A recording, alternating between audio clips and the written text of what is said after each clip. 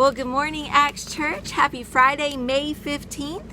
Today we are reading in 1 Samuel chapters 17 and 18, and we get to go over the story of David and Goliath. This is another great story about how God uses young people.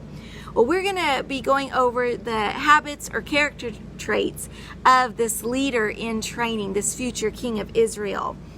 Well, Jesse had given David some food. David was a shepherd working for his dad, helping his dad out with all the sheep. And Jesse gave David some food and said, take it down to your brothers at the front lines.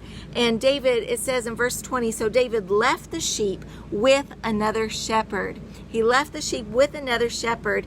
He didn't just grab the food and take off and say, I'm out of here. I've been wanting to go see this battle. But he left the sheep with another shepherd.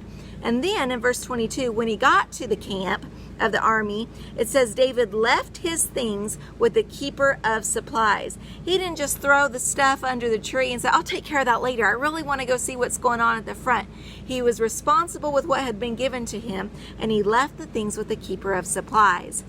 Let's see, he checked his facts. So he gets down to the front lines and he hears the tauntings of Goliath the giant, and he hears the men talking. Whoever goes up and faces this giant, Saul's going to let him marry his daughter, the king's daughter, and he doesn't have his family doesn't have to pay taxes.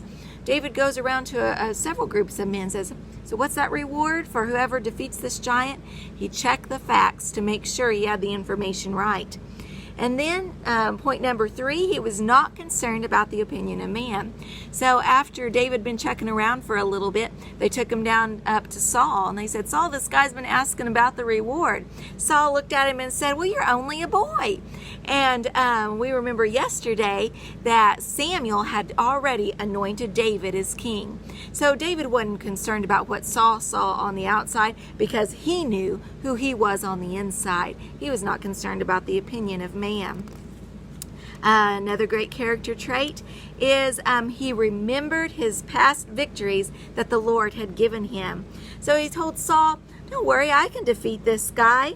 I've done this to both lions and bears, and I can do it to this pagan Philistine too. For he has defied the armies of the living God.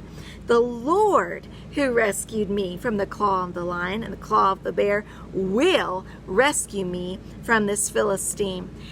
He knew his victories, his past victories in God. And then another great character trait, that he didn't try to be someone else. So Saul said, fine, you can fight this Philistine, but let me give you my armor. Well, Saul's head and shoulders above the rest. He's a big guy. David is just a little guy. He tries to put on this big coat of armor, try to take a couple steps. He could hardly move. It's like, this isn't me. And he didn't try to fight in Saul's army. He didn't try to be someone else. And then another character trait is he was prepared.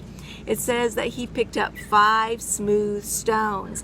Now, I've heard that David had 4 brothers, that there were 5 giants. And David was probably thinking, you know what, if I take down this giant, the other 4, the brothers might come after me. I need to be prepared. David was prepared. And then David knew how to partner with God.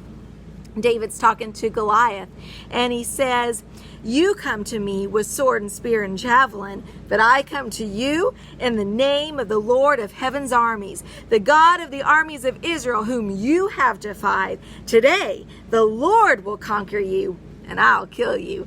He knew how to partner with God. And then David knew the mission, and he knew his God.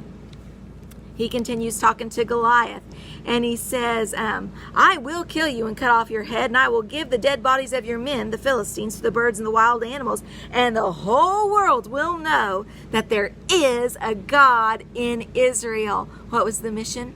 The whole world will know that there is a God in Israel. So how does this apply to our life today? Oh, we are responsible. Let's be responsible with the little tasks that God gives us so that he can give us greater tasks.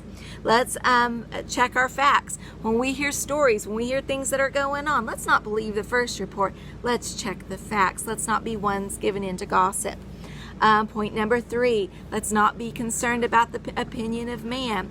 Someone may look at us and call us one thing. Oh, but who does God call us? Who does God say that we are? We remember our past victories in God. Oh, if you're fighting sickness, I remember that time when God healed me of that headache. I remember that time God gave me peace in the midst of chaos. I remember that time where I was down to my last dollar and God miraculously provided. We remember our past victories in God. And then we partner with God. We pick up our sword and we speak to those situations in our lives, and we let the Lord show us what scriptures to use, and we swing our sword. God fights the battle and we get the victory. And then our daddy God says, "Oh baby, you did so good." Ha! I love it. And then we know the mission. What is the mission? That the whole world will know that our God, that Jesus is Lord. Well, family, we love you. Have a wonderful, victorious Friday.